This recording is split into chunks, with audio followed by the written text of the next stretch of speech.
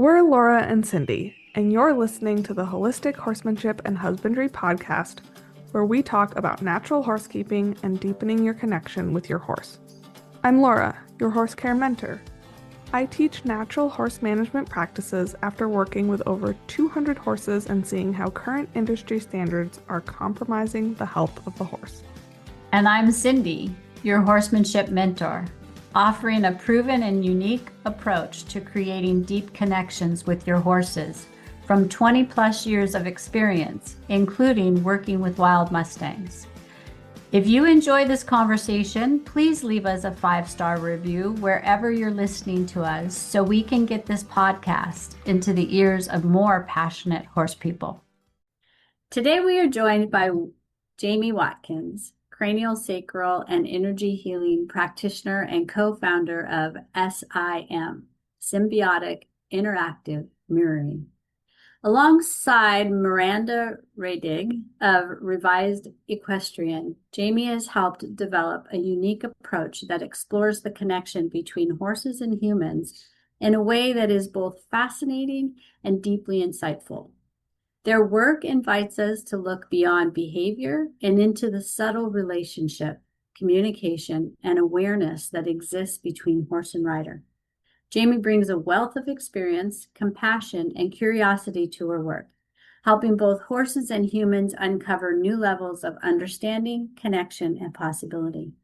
We are excited to learn more about Jamie's journey, how SIM came to be, and the impact this work is having on horse-human partnerships. Please join us in welcoming Jamie Watkins to the podcast. Hi, Jamie. Hi, how's it going, Cindy? It's going good. We are so excited to have you here today. And between Laura and I think we have a lot of questions. Well, just kind of start by giving us a real life view into what symbiotic mirroring is. So, symbiotic integrated mirroring is the mirroring concept is the concept that our horses mirror things in their body that we have going on in ours and vice versa. So that's not a new concept. Most people kind of understand that if if they fell off their pony at 12 and they have a problem in their hip, that they're going to sit in the saddle a little different, and that's going to cause their horse's back to be a little different, and maybe cause some pain, right, in their back as well as their own. So most and same difference, right? Like if your horse is walking a little different or a little funny, maybe not completely lame, but just kind of off, you can feel it in your back. You can feel it in how you move on the horse. So that's the really physical, basic mirroring concept that Sims is built on. And so mirroring is such a misunderstood phrase in the world of horses. And yes, the physical is the one that most people are introduced to when somebody says your horse is mirroring you or you're mirroring your horse. Absolutely. But it goes a lot further. Yeah, Laura and I, as you know, it does go way, way deeper. It goes into emotional and mental and spiritual. So how does that work in your line of what you guys are doing? It's so funny because a lot of different famous horsemen have kind of hinted at mirroring, right? You get the horse you need, not necessarily the horse you want. Ride the horse that shows up, not the one you wish you had. All these phrases that we're aware of as horse people, right?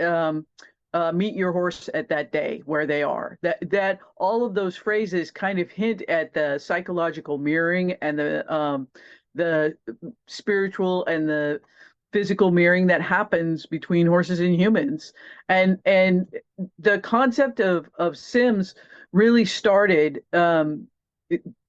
It started when I saw a horse that needed some cranial work, and I had just I was working in a rescue, and I was trying to get some cranial work for a horse, and I couldn't find anybody who did horse cranial. We had a chiropractor out, it didn't help.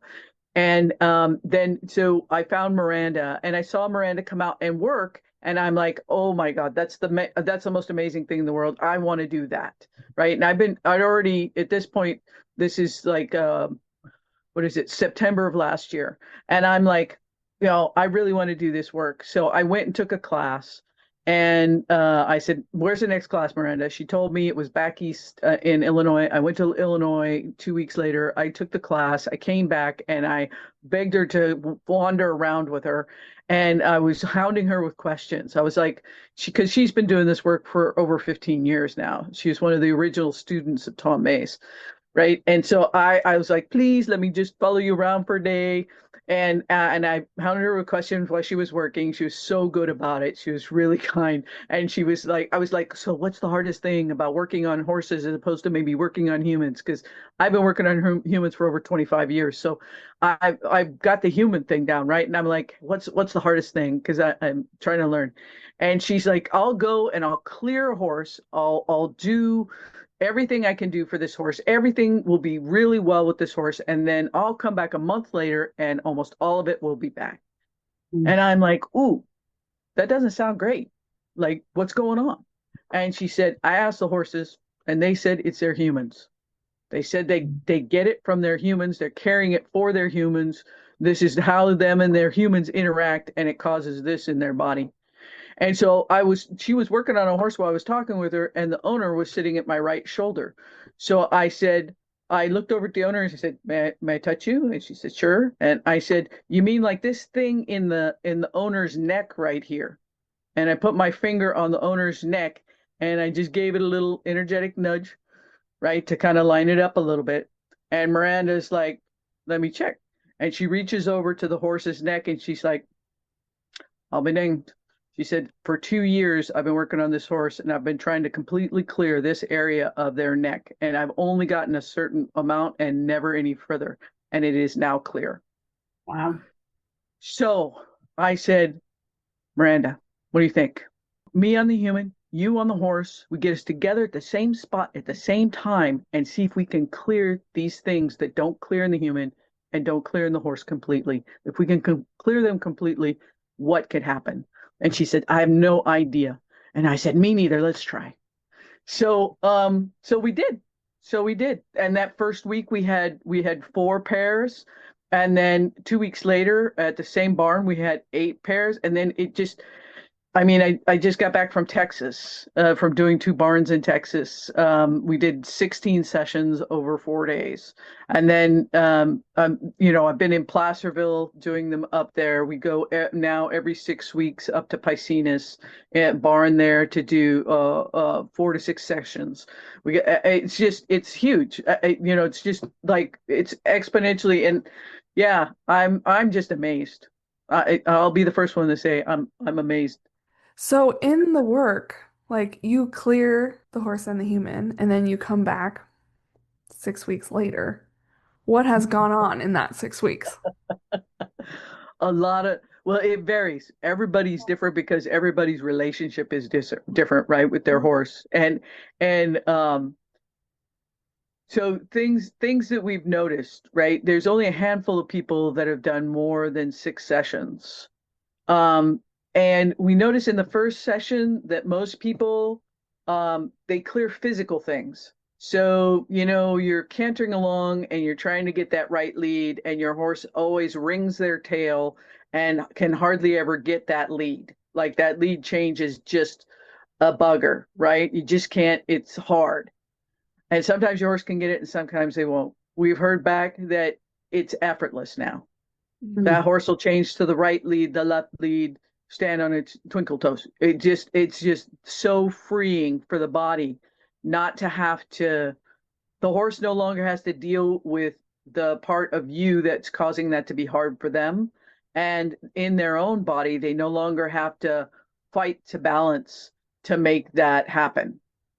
Right. So if things become effortless, there was one lady, she didn't even ride her horse anymore. The horse was over 30 and she had had it for over 20 years, and the horse had a problem coming into the barn and leaving the barn. Like, it got serious anxiety, and sometimes it wouldn't come inside, and it would only pee outside, so she'd have to bring the horse outside. There was like all of this stuff going on, and we did a sim session for them. And she reported the next week that the horse was able to come in and out of the barn with no issues, stay in the barn and pee in the barn, no issues. This is something that she'd been dealing with for the last 5 years with this older mare, right? That she was moving freer. She didn't have to have as many supplements, those kinds of things. I had one of the best compliments I'd ever had in Texas was a cowboy that we worked on.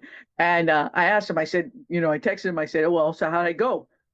He said, my horse roped pretty good. I said, high praise. Thank you. I said, what changed? Horse roped pretty good. Okay. Okay. So you're working with horses and people in all modalities. hmm Which are some of your most difficult cases? Do you see it in any particular sports? Not that I want to bad label any sports, because that's not what I'm meaning. It's just some are more high intense mentally, and some are more physically, and some athletes. And I guess I was going to label that on the human, but really some horse athletes are quite intense as well. Oh, yeah. So are you noticing like anything? Well, it's more about the relationship, right?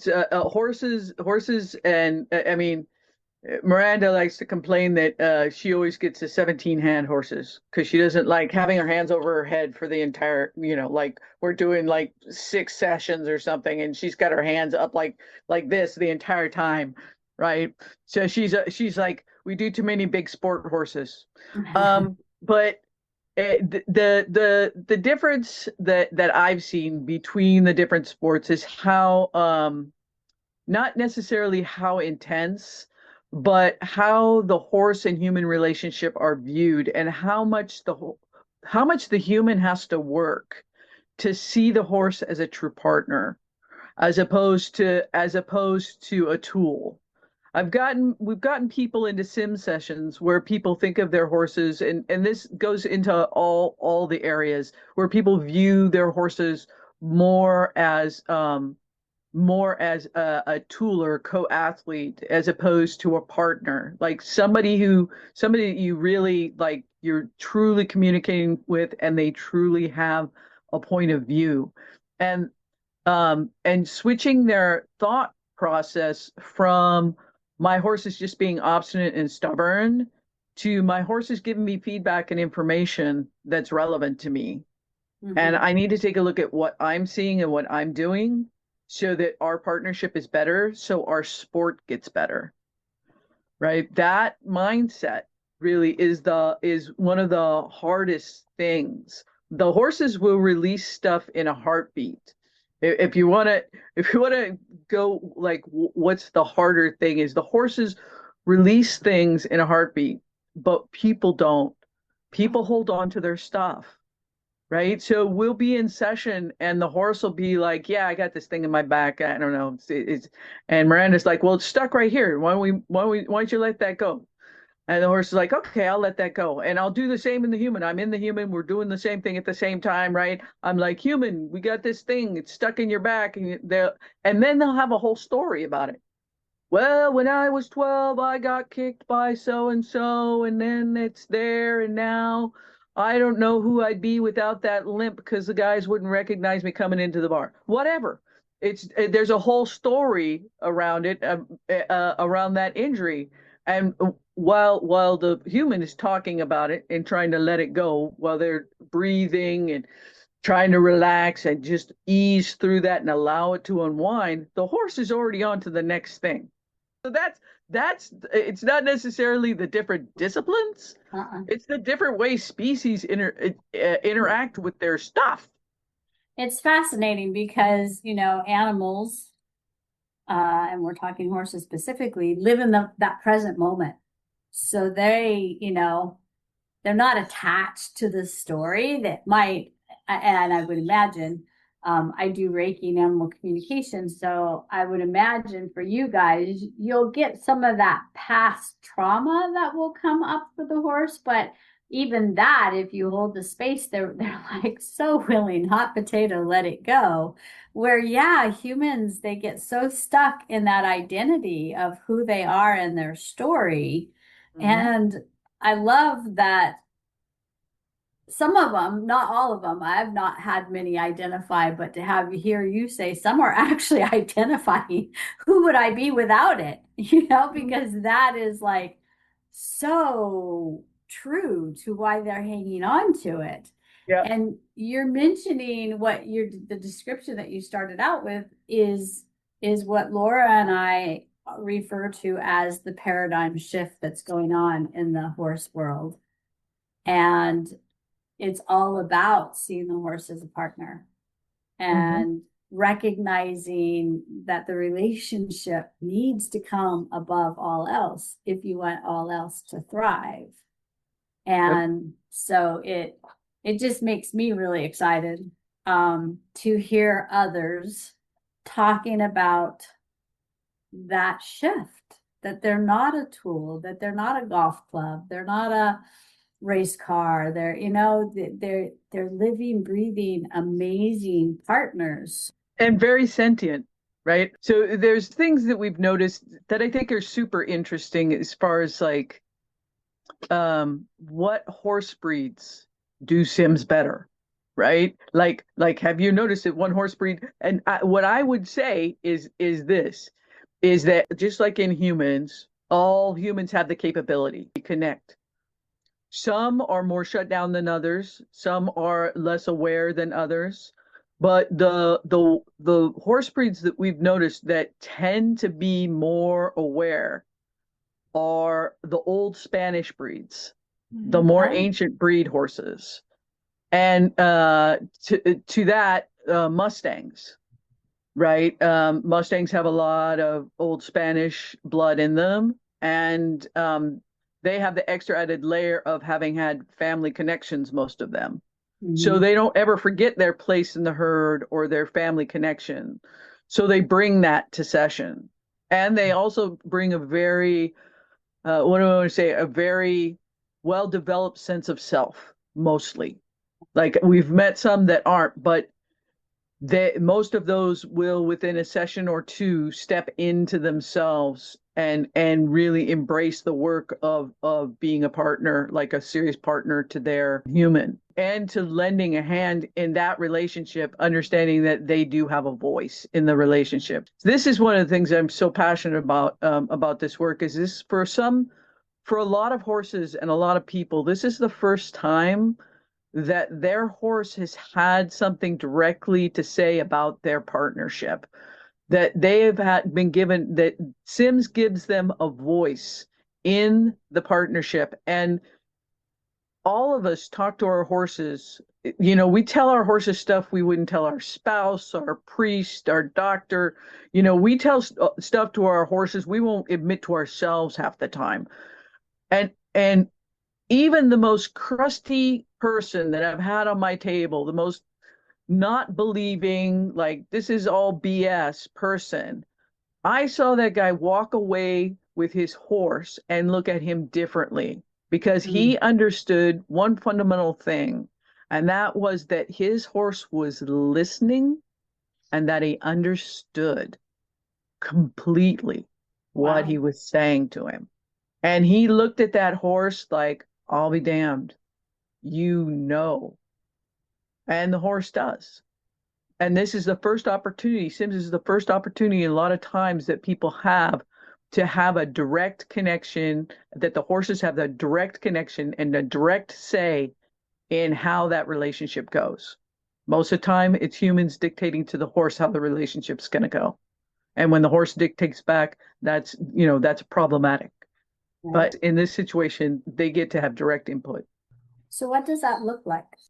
When we do a sim session, right? Miranda will be on the horse and I'll be on the human. And normally we start with what's called, it's an opening cranial move, because cranial sacral is kind of our first language, right? Miranda learned cranial through Tom Mace's work, at Integrated Equine Therapies. And I learned cranial when I was getting my master's degree in acupuncture and oriental medicine. It was one of the classes I took. It's our first language, and the opening move is to feel the cranial rhythm. So what'll happen is I'll feel the cranial rhythm, and while I'm instructing the human, because humans need a little more something to do rather than just lay on the table and let's get this done. I'll be going through instructions with the human, and she'll already have the horse, and she'll be kind of going through the horse with her hands, feeling for things, making sure that stuff, and communicating with the horse, letting him know kind of what we're doing, what his part is in it, right? And a lot of times, what we'll do is that opening move, and she'll open the move first. She'll put her hands first on the horse, and visualize the cranial rhythm and start feeling it with her hands. And the second that I put my hands on the human, that cranial rhythm in the horse changes. It shifts to what the human's cranial rhythm is, and that's what we call the sim field. That's the field of energy that connects us both, and is the healing field for the horse and the human about that. And that's the relationship field for them, right? And then what'll happen is Miranda will be like, okay, the horse is saying we got something super significant in the right hip, right? Whereas most protocols in cranial sacral will say, you go from head to toe on humans, or from nose to tail on horses, and you do it this way. And this point, the horse gets to call out what the horse feels is the most significant thing that they could heal together. And sometimes I have literally started at the left toe, because the horse is like, the left toe is significant. And I'm like, how the hell can the left toe be significant? We got an entire human body here. We're going to start at the opposite end, at the opposite. So we'll go to the left. He's like, left toe. Left toe is very significant. So we'll go to the left hind on the horse, and we'll go to the left toe on the human. And sure enough, there's something significant there that has everything to do with the rest of how the sim session works. That if we hadn't done that toe first, the rest of the session wouldn't have happened. Ready to unlock true freedom with your horse? Join Unbridled Freedom, our private Facebook group for women on a spiritual journey in horsemanship. We don't fix our horses, we transform ourselves. This is your space to embrace challenges, celebrate victories, and deepen your bond with your horse. If you're ready to lead with wisdom, compassion, and inner peace, join us today. Let's dance with our horses as one. The link is in the show notes below. So, Jamie, you've been doing this for 25 years. Over 25 years, yeah. And then Miranda started. I met Miranda in 2011, and I think she was new at all of what she was doing, but she was very fascinating to watch her work on some of the horses that we had, that we were working with. So how has this work, that sounds like it's only been like a year that you've been doing this together? Yep. How has that changed the way that you look at the work you do, and the way that, because you started with, we had a phase that we went through, and now the horses is saying, whoa, wait. So how has that changed you? It has absolutely changed the way both Miranda and I work. So if Miranda were here, she'd say the same thing, that prior to doing this work, we had a routine. Like a massage therapist has a routine. They start, here, and they end up over there. And that's the routine, right? And as a solo practitioner, you start with your routine, and you go through it. You might vary a little here, vary a little there, and that's how that works. But this is not that. Every session, when I say every session is unique, every session is absolutely unique. And taking direction from horses, the first couple of times I did it, horses, like I said, they clear stuff really quick, right? So the horse was calling out stuff right, left, and center, and I was trying to keep up on the human body. My poor person on the table, man, she was like, I'm starting to get dizzy. And I looked over at Miranda. I'm like, Miranda, we got to stop. My human's gonna pass out or something here. She's getting dizzy, right? And Miranda's like, the horse says keep going. She can take it. I'm like, no, she can't take it. We got to stop. And Miranda's like, the horse says okay this time, but she got to come back. So the thing is that it was a learning curve when we started, and this has improved my cranial 100%. 100%, because I've learned from Miranda how her work on the horses has informed me quite a bit. And because of my background in Oriental medicine, Miranda's getting a crash course in acupuncture theory and five element theory and how the internal environment works energetically, because that's all part of my master's. How much Oh. overlap is there between craniosacral and acupuncture? Is there any? Well, there no, there, it's all an energy system, Yeah. right? And you just approach it from a different point of view. I consider it kind of like religion, in that all religions kind of have core truths in them. Be nicer to people.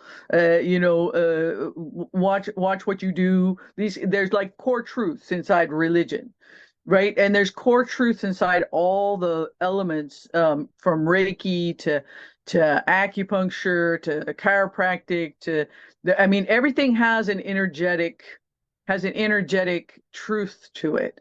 And they just getting on the freeway at a different on ramp, Mhm. Okay. right? So cranial. So since I have that background in acupuncture, right? I see the acupuncture meridians on people, especially, but on horses now I'm starting to even more. And I see how they work in with what I'm doing cranially and what I'm doing kind of osteopathically informed kind of techniques, through Tom's system, right? Because he Yeah. uses a lot of osteopathic informed techniques and a lot of different techniques. So I've taken Tom's classes. All of that informs what I do with people now and how I see the work being done and how it's effective. Because one of the very famous sayings is, if it doesn't grow corn, why do you do that? It's got to show results. And so I have a pretty big toolbox now of things that show results. And that's what Miranda and the horses are all about, results. So when they tell you to do something, that you do it because you know that the horses got a good plan on how to clear stuff. They just do.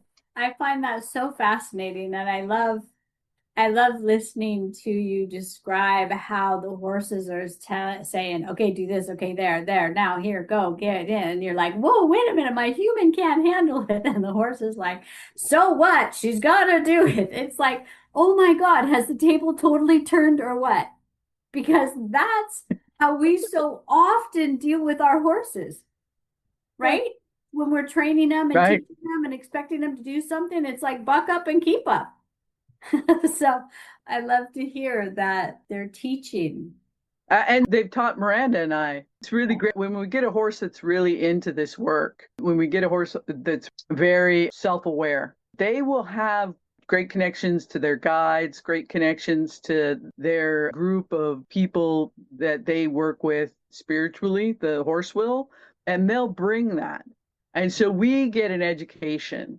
And then when they're a lot of times when they're doing things, they're when they're doing things, they're explaining to us, look, I know that this doesn't make sense to you, but try this. And then, my guides will chirp in, because I've got some guides that are acupuncture experts. And one of my guides is he's from the last century acupuncturist from China, and he's all like, use the low channels. Try spleen 21 on the horse. And I'm yelling out to Miranda, spleen 21. She's like, where is that? I'm like, well, it's kind of here and here on the human. Try right there on the horse. She's like, I already use that one all the time. I said, well, it's spleen 21, and the guides say it's really good on this one. So come on. So we'll do it. Sure enough, it will work. So it's a collaborative, cooperative, horse-led thing that we do. It just truly is. I just feel privileged to be part of it, frankly. I don't know how I got in the lucky driver's seat on this side, but I feel really privileged. It's fascinating. Back in 2004, I went through training to be an animal acupressure massage therapist. And one of the things that I'll never forget, I mean, I had been a vet tech for years prior to that, and knew there was more to it than just the physical, right? But I found it fascinating when my teacher said, horses and dogs and cats have pretty much the same pathways as the humans. They're just, you have to just stand them on their back toes. And if you stand them up straight on their back toes, you can identify all their pathways. And so it's funny listening to you say to Miranda, well, it's kind of over here on the human. And she's like, I've been doing that all along. It just validates for me, like, yeah, it really is. They're so much similar.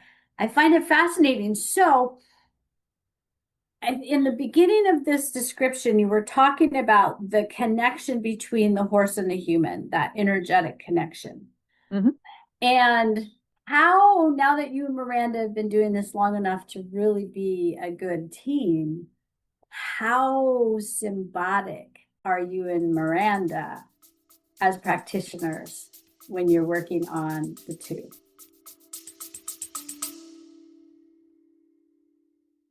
Let's pause for a moment. Have you ever looked at your horse and wondered if they're thriving in your care? Is there more you can do to give them the best life possible? Most ranches and boarding facilities are set up for convenience, not horse health, but there's tons you can do to fix your horse's situation if you're willing to get creative. Join Evidence-Based Horsekeeping, my Facebook group where members learn how to improve the mental and physical well-being of their horses. The link is in the show notes. Yeah, so in the beginning, it was a little harder in the beginning. So we weren't as cohesive, but from the very very first session, I'm really good at seeing energies and fields, which is why I could identify on the very first lady that had the horse that had the issue in his neck, right? I could identify it on the human is because I could see it on the horse and I can see it on the human. And so when Miranda started working, I could see everything she was doing, which is kind of what drew me to Tom Mays' work, is because he has that, I could see what he's doing. And um, so I can follow, right? I can follow really easily what she's doing and how she's doing it, and it made sense to me. So even from the very first, even when I was trying to keep up with the horse because the horse was shouting out like a bingo card, right? I could see what Miranda was clearing, and I thought to myself, this is crazy because in a normal human session, I would get a human to maybe let go of three things. And in a horse and human session, three times that many. 10, letting go of 10 things in their bodies, not uncommon. I can't get those results with only a human. And Miranda can't get her results to stick when she does only horse sessions, like they do when you clear the human and the horse at the same time, right? So her and I worked really well together, even though we come from really diverse backgrounds and different places, different educations, different modalities, just very different. We worked together really well even from the beginning. And now, we have our own little working pair shorthand. Like she'll be like racing along and I'll look over at her. I had this happen the other day. Like my human was having problems letting go of some grief in their lung. Not uncommon. You hold a little grief in your lung. The lung, Chinese medicine, the negative side of lung is grief, right? And so that's where we stop all of our stuff. So I'm in there trying to convince the human that they can see themselves without this grief. They carried it a long time. I think it was a grandpa or something. And I look over and Miranda is on this huge 17 plus hand red horse. right? And I look over at her and she's kind of fighting with the horse a little bit. And I'm like, okay, so we're working on this lung thing. And she yells over at me, the horse says, move on. We have other things. And I look at her with daggers in my eyes, and my person is now letting go of the grief, but she's a puddle on my table. She's absolutely just crying her eyes out on my table. And I'm like, we're gonna need a minute, right? So that's our little shorthand is when I look over glaring daggers at her, she's like, yeah, I'll just move the horse outside the sim field. We'll work on some stuff. You get that human to come back in there and agree to let go of all that and then come back in and work on some more. I'm like, thank you. Thank you. Because my human's not going anywhere right now. We gotta deal with this. Never would I have thought this conversation would have led us to like the horse is finally able to hold the human accountable. But that's what it is. Like you've been bringing this into the saddle for 15 years and it's time here's the line, we are done. Like Right. And you can imagine what kind of a relief it is for the what kind of a relief it is for the horse, yeah. right? And for the relationship. I mean, Mhm. people have reported that they've been able to do things with their horses that they've never been able to do Wow. simply after doing one sim session. How does somebody find out about them?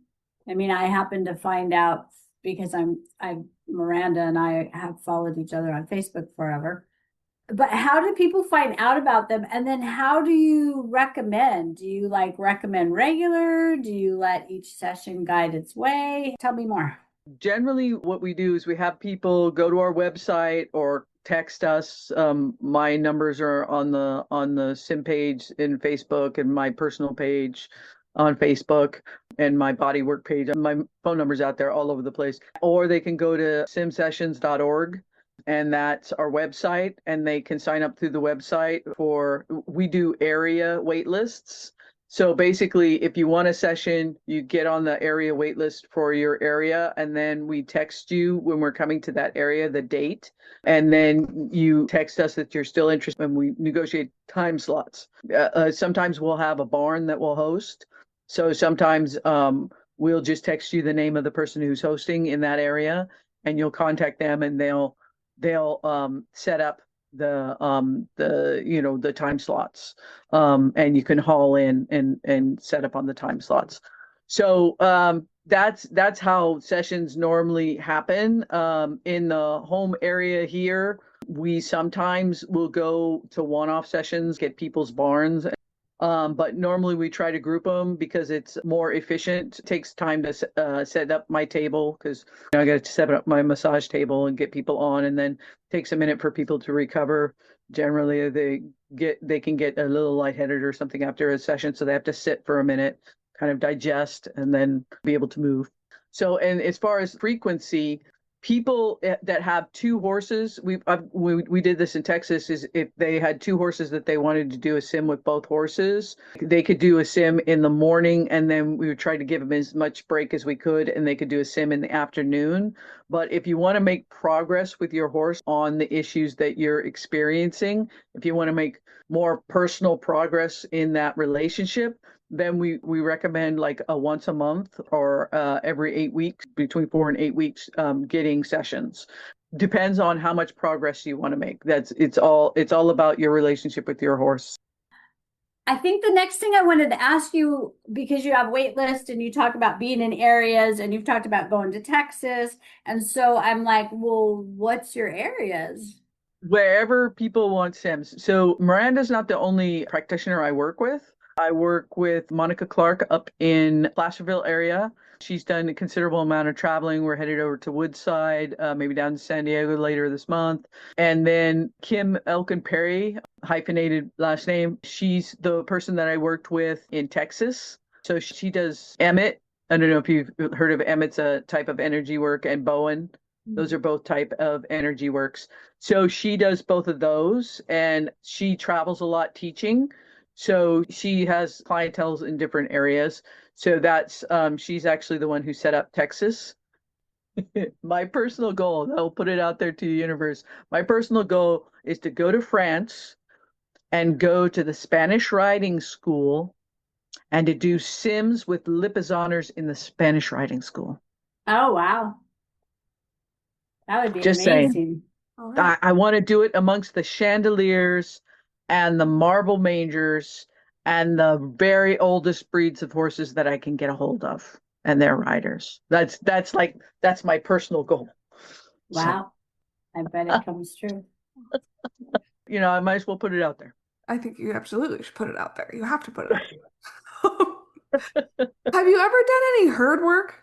Like with multiple horses and their person or people?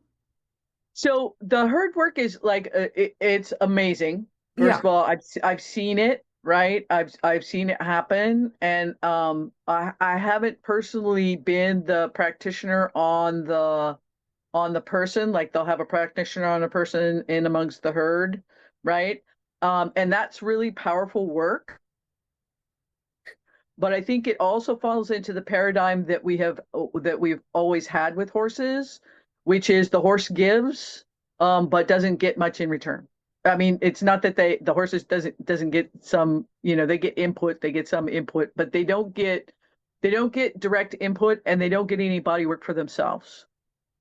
And for me, that's the beauty of what we do is that the horse and it's not just about the healing, it's about the relationship between the horse and the human. The healing is a vehicle for it. The healing is the gateway in. Like, look, we can help your horse heal, we can help you heal, we can help you guys have a better relationship. But that relationship really is the path to self-discovery that the horse has been waiting for, right? And the human is wanting. And that's what Sims brings, is that horse and that human's path together. Yeah. So almost like if you were to do that, you would want to have a practitioner for each horse. Yeah, you would Yeah. want, if you were going to do that, then you would want that horse to be able to know that human and to Right. have a Like that relationship with that individual's herd, human. not some herd Yeah. that you're coming into as a stranger. Yeah. Yeah, exactly. You would want to know them, and you would want to have a practitioner for each one of the horses so that they will be able to say what's important to them, right? Because what's important to one horse, like when we do multiple horses with the same person, multiple sim sessions, each horse has something to say. It's like a kid in a family. The firstborn in the family is not going to have the same thing to say as the person who's the third born, right? They're gonna have a whole different laundry list of stuff that they think is important in the relationship. So if somebody wanted to host you at their facility, what would that look like? How many people do you need? That kind of thing. So we found that the sweet spot for doing Sims is 5 a day. Mm-hmm. So between 4 and 5 a day is really good for the practitioners, depending on weather and conditions. It's pretty draining to do 5 a day in 100-degree heat in a barn that's sweaty. Mm-hmm. That it can get like draining pretty quick. But we try to go for 5 a day. And basically what happens is people will contact us and say, I really want to bring you to my barn. We'll say, great, we need 5 sessions a day. At 5 sessions, the person who is hosting, if they want a session, they get a price break. And if they fill 2 days, they get 8 to 10 sessions, then we generally do a really good price break for them. So for hosting, what we need a place in the shade for human and a place in shade for the horse practitioner is best. Generally, we recommend for safety that there is a pipe corral fence between us. If we're doing it, like say in a barn, that the stalls, that the horse practitioner's in the stall and the person's outside the stall, because if the horse gets spooked or reacts in some fashion, the human on the table is vulnerable. They're relaxing, they're trying to do their work, and they can't move as fast as the horse can move if it gets spooked. So generally, for safety's sake, we have some barrier in between. We prefer an open barrier so we can see each other, and that's generally how it works. And I flop my massage table out, or generally, if we're going out of state, if it's somewhere I can't drive, then we ask them to have a massage table available so that I don't have to ship mine. And that's it, the snacks and lots of water, depending on the heat. When somebody hears about SIMS and seeks you out, I'm thinking it's probably mostly word of mouth. Is that correct? Yeah, right now it's mostly word of mouth. Some people have seen some of our stuff that we put up on the Facebook, and we do have a YouTube channel. Got like 5 followers, but we're working on that. No, but doing people like Warwick Schiller and Adam Sowell and people like that is going to get you in a hurry. Are people drawn to you mainly because, oh, I have this physical thing or my horse has this physical thing? Or do they recognize that they are seeking or wishing or don't have the relationship they wish they could have? Or both? I would say it's kind of both. I have a lot of people that seek out the body work for their horses. Horse people are funny, right? They'll spend money on a new saddle pad, new supplement, new farrier. They'll spend money on all of these things for their horses, but they won't spend the money on themselves. They'll put off doing stuff for themselves so that they can do for their horses. That's generally what I find is that people are like, oh, this will help my horse, right? And I'm like, yeah, this will absolutely help your horse. And if nothing else, I tell them, if nothing else, this will help your horse's body, but it will also help him because the stuff that he's carrying for you, he can get clear of. So by helping yourself, you're helping your horse, and you're helping your horse in this, right? So I we get reproached a lot about the horse side of it. And the human side of it is kind of in most people's mind when they come up, it's like a side effect. Like, okay, yeah, I get something too, great, but you're gonna help my horse, right? So yeah, we get a lot of that. But then I also get the people like I met this last weekend in Santa Ynez. I get people that are like, I know that I'm interfering with my horse, and I know I need to get something. Something's got to get right here. So what can we do? Right? And there are those aware people, more and more of them, I think, in the horse community as the horse community raises its elevation, raises its vibration and understands the horse and the interaction that, oh, this if this happens with every horse I have, if this happens with every horse I have, then maybe it's not the horse, right? I know a woman who's she has by chance, right, bought 3 different horses, and all 3 of them show neurological signs. Interesting. Yeah. And some of the horses are as young as 2 years old. Yeah. Right. So people do recognize that they have a part, and those people definitely seek out sim sessions.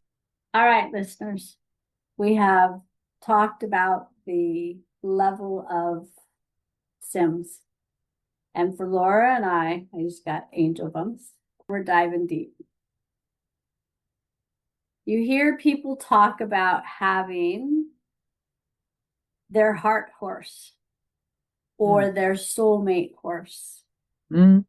And I personally have had people call me because there's just something between the two of them and they can't figure it out, but they know that it's deep, deep, deep.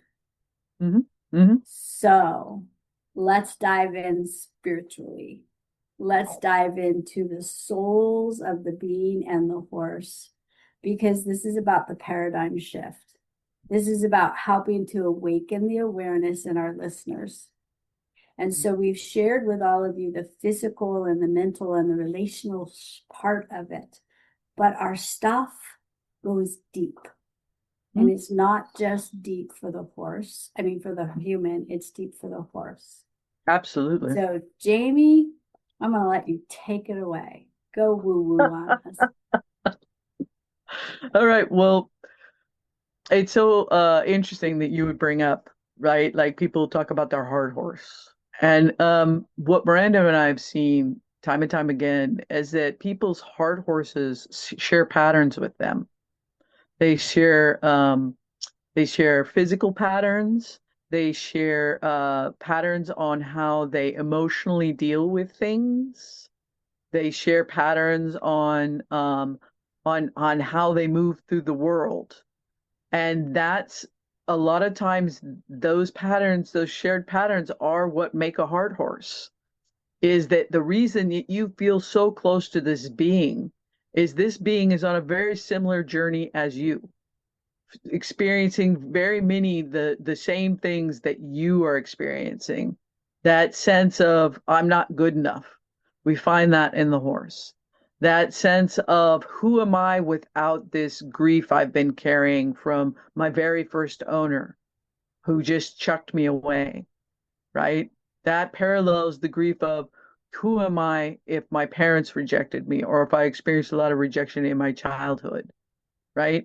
Who the horse? Who am I? I was taken from my wild herd, and I was thrown in a pen, and I don't even know. I was separated from them all. I don't even know who I am now because I don't have a herd. People, where do I belong in the world? Right? Mm-hmm. Those people and those horses, they find each other and they heal together if they allow each other to. Right? They can either echo each other's stuff until it's a negative experience that they just can't get along together because they just go down that deep hole with each other. Or they can be there to support each other and get through it and transform it because that's really what horses are great at, right? Is transforming and letting go of those things. So that's yeah. Yeah, and the horses they bring the horses have the major horse spirit, right? I don't know if you've ever heard anybody talk about it. Tom talks about it a lot, is equus, right? Like kind of like the overarching spirit of horses. And that all horses kind of have access. It's kind of like having access to your higher self or your angels, right? Or whatever you feel is like more of what you are, right? Than you are here in this body. And horses have that access to equus, and equus is the basic horse nature and spiritual nature of the horse. And when they access their higher powers, they bring all sorts. They bring their ancestry, they bring all their guides and all their people with them. When the horses when they step into themselves and step into that arena of being truly the ascended beings that they are, when they step into that arena, they bring a lot. And people do too, but people don't like to acknowledge their own power. I can't tell you how many women I've had on my table, and one of one of the things that and the reason that I sigh at this is because it opens up another bag of worms, but I'll open that bag of worms for you. So here's the thing: is when I was born, I never forgot any of my past lives. I came through and I didn't take any what they call a veil of forgetfulness.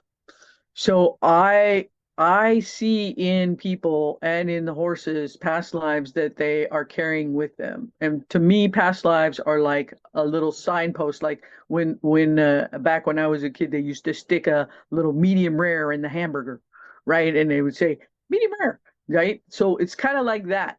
Like your soul that came into this body brought a little signpost with it, from normally from a past life with a lesson. And I'll tell you, one of the most common lessons I find is in the throats of women of a particular age. And the little signpost is you died for being too loud. You died for being too vocal. You died for being too much yourself. They hung you, they beheaded you, they did all sorts of things to you, right? Because and you bring this into this life as a little signpost going, don't forget to be loud. Don't forget to be yourself. Don't forget to be vocal. Don't forget, because this is what happened to you in a past life for doing that, but we're here now. And a lot of people, a lot of women have this block right here right? Throat chakra block from not speaking up, from not taking up their space and stepping into their power. And they were more powerful in a past life and they got hung, burned, whatever. And in this life, that's a little signpost that I find there a lot. And I find it too with horses, is stepping into their power, stepping into the being vocal, is that gets shut down by people that are their caretakers in this life. They go to be vocal, they go to be powerful, they go to be themselves. They have opinions about what's going on and about how they should learn a particular whatever they're learning. And people shut them down. And so women mirror that in a really big way, which is, in my opinion, why I see so many women coming through Sims. Although I have to say there's been a lot of men come through Sims too, more than I would have ever anticipated, because a new wave of horse trainers and a new wave of people, men dealing with horses and being in the lives of horses and vice versa, are stepping up to the fact that it's a two-way street. But I see this mirrored all the time in the horses. Stepping into your power, being too much, being too powerful, using your voice, that is a common theme across horse and human. It sounds like you're often seeing similar mirroring of the horse and the human. Like the horse is playing small, the woman is playing small. They both are not fully expressing themselves the way that they're meant to. Do you ever find that the horse is often mirroring for the human that thing in which they should be bringing out? So that would be red mare syndrome. I don't know if you've run into the red mare syndrome. I have 2 Mustang red mare. Okay. I have an Arab red mare. Red mares have a particular opinion. They have a very particular opinion on things, and they're not going to be shutting up. Mm-mm. They're not going to be. People who own red mares are people that got to use their voice. If you don't, that horse is going to badger you and just come after you, and you're not going to have a great relationship with them, because they use their hooves and they use their teeth and they will use whatever is necessary. They aren't necessarily gentle about it. Like I've had other horses that are pretty vocal and pretty like, I'm really behind my human, stepping into her power. We've got this. But they're like, but don't be too hard on her. She's had a rough life, and you don't have to nudge or push. We'll just, how about we just put that out there and I'll be supportive of it. But red mares are like, oh hell no, no, it's time for her to step up. Oh no, she's not going to get away with sitting in the back seat. Oh, she can't shut up about that. No, she got to talk about. I'm not, and we've had horses standing in session. We'll be in session and I'll be like, Miranda, nothing's moving. She's like, yeah, the horse is saying nothing moves until this person deals with that. And we've sat there for a minute, and I'm like, okay, are you going to let go of that, or are we done? Because your horse says nothing else moves until you move this. So yeah, so there's the red mares, and there's a few other horses. So if you get a horse that's cantankerous, that you're not that's information. They're not being stubborn. They're not being obstinate. They're not being mean. They're being persistent, and they're trying to show you something. And that's the deal. And it doesn't surprise me that you guys got red mares. Just saying. I have 2, and I didn't really, well, I guess I did pick them or they wouldn't be mine, right? Yep. But I feel like all my horses picked me and I said, okay. Yes. Yeah, that's funny. The red mare syndrome. Yep.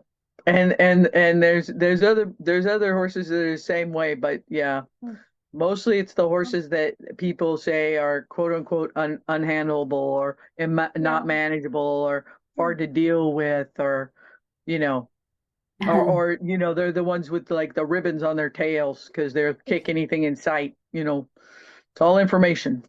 She's described Harry to a T. Yes. Yeah, Yeah, no, my red mare is the most wise, intuitive being I've ever met, and she just stepped into the driver's seat of my life 7 years ago, and I've been just holding on for the ride, and it's been wild and amazing, and here we are. Yep. Like you said, you get the horse you need, not necessarily the horse you want. Yeah. Yeah. Yeah. And they're amazing intuitive beings, and they have so much to say. I'm just really grateful to be on this ride. Well, we're excited to have had the opportunity to spend this time with you and share this with others. Um, so people can find you on Facebook and they can find you. Give us a list, and we will definitely be putting this in the show notes, but go ahead and give us a list of how we can find you. Jamie Watkins on Facebook, and Symbiotic Integrated Mirroring sessions. Those are on Facebook. Simsessions.org is our website. You can follow Miranda Riddick or Monica Clark or Kim Perry Elkin. They're all on Facebook as well. And people can just phone me, just text me. I'm just a human along for the ride, humaning my best way. So I appreciate phone calls, and if people got questions, I'm more than happy to answer. Very good. That doesn't get much easier to contact somebody than that, so that's fantastic. Yeah, just text me, phone me, whatever, and we'll set up some time. And I love talking about this stuff, and I love helping people and horses. Right? It's the thing. So I'm going to ask you one final question. Where do you see or hope to see Sims going in the future? Everywhere. I want Sims to be available, like a chiropractor or a massage therapist or a vet. I want people to be able to clear this from their relationship with their horse before they buy another bit, another supplement. I want them to go down this rabbit hole first so that they can improve themselves and improve their horses and get as much done without having to have an injection or a piece of metal or a martingale or a spur or this or that. I want them to be able to access this and clear all of this from their plate and then see where they are and then do what they need to do. But I feel like this is a part that everybody could access. That's where I see Sims in 10 years, is that anybody who wants a session can get one. It's the starting place for anybody who's seeking a deeper relationship with their horse. It's that healing the relationship with yourself first, or along with the horse, healing theirs and healing together. Your best friend, your horse. And boy, who in the world doesn't need some relationship healing? Well, thank you so much for your time today, Jamie. This was awesome. Thank you, guys. I really appreciate it. I appreciate all you do, and keep on going. The world needs you. Right back at ya. So if you have any questions about the topics covered in this episode, send us a message on our Facebook page, Holistic Horsemanship and Husbandry, and we will answer your question in a post on our page. You will be anonymous. We'll just take the question and provide our input. And we want to do it on the post so that we can all learn and grow together, because nobody knows everything. Thank you for tuning in to another episode. We want to remind you that we'll be here every second and fourth Tuesday of the month, following the golden rule. Have a plan, but always be willing to be flexible. Don't forget to connect with us using the links in the show notes below. If you learned something new today, had an aha, or walked away with a valuable nugget, you can say thanks by leaving us a 5-star review on whatever platform you're listening on.